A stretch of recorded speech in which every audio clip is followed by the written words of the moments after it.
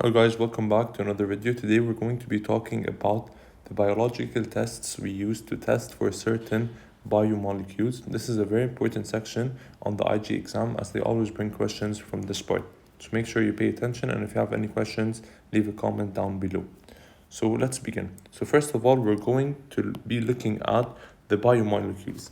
So first we're going to look at the first group, which are sugars or carbohydrates. We can split them into three different groups. We have monosaccharides, disaccharides, and polysaccharides. Monosaccharides, from the word mono, means one, so it's one sugar only. Now the characteristics of them is that they are soluble in water and they have a sweet taste. And some examples are glucose and fructose, and we can also add another example, which is galactose.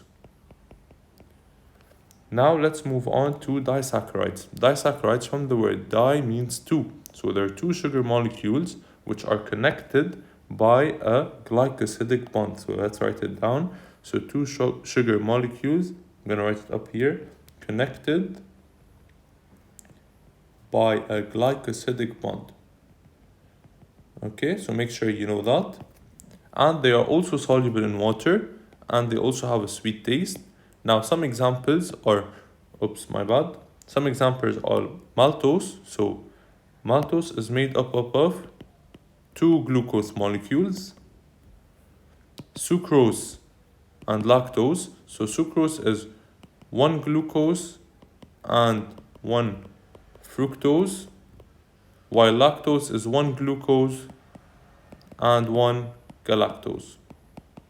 And the same thing here is that the glucose and fructose are connected also by a glycosidic bond. Even the glucose and the galactose are connected by a glycosidic bond.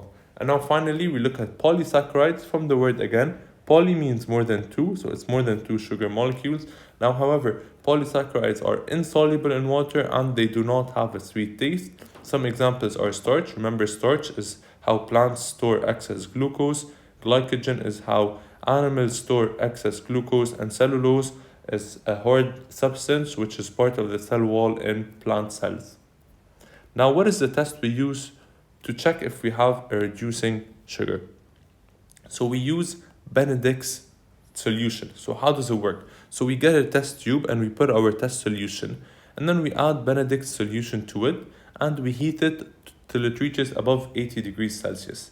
Now, if our test solution, the color, remains blue, then no reducing sugar. That's because Benedict's solution is blue in color. So if it stays blue, we'll have no reducing sugar. However, if we see a change from blue to cloudy to green, and this is yellow, and then finally brick red, so the more brick red it is, the more reducing sugar is present.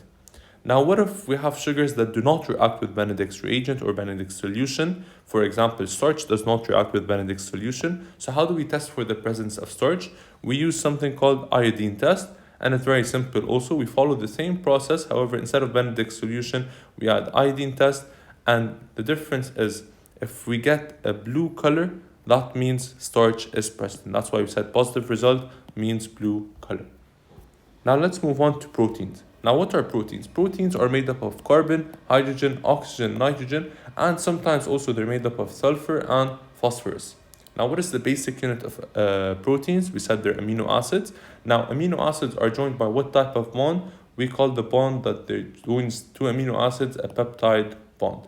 Now, how do we test for the presence of proteins? We use a Bioret test. So basically, we get a test tube, we add our sample that we want to test, and then if protein is absent in our sample, we'll have a blue color. However, if protein is present in our sample, we will have a purple color. Now for the Igcse exam, you don't have to know the process how we do it, you just have to know what will you get as a result of a positive result and if you get a negative result. So if protein is present, the color is going to be purple, as we can see up here, and if protein is absent, it's going to have a blue color.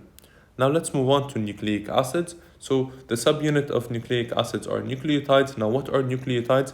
Nucleotides have a sugar, which can either be a ribose or a deoxyribose. They have a nitrogenous base, and they also have a phosphate group. So those are the three components that make up a nucleotide. Now some examples of nucleic acids are DNA and RNA. Now DNA is usually twisted into a helical structure which forms a double helix. And an important note that in DNA we have the bases, nitrogenous bases ATGC, while in RNA we have A, G, C, and U. So basically in RNA, so let's write it down, RNA, T becomes U. Okay? And an important note also, A always pairs with T and G always pairs with C. Now finally we have vitamin C and lipids. So the test we use for vitamin C is DCPIP. So we basically get a test tube and we have already inside the DCPIP. Then we add the sample, our sample that we want to test.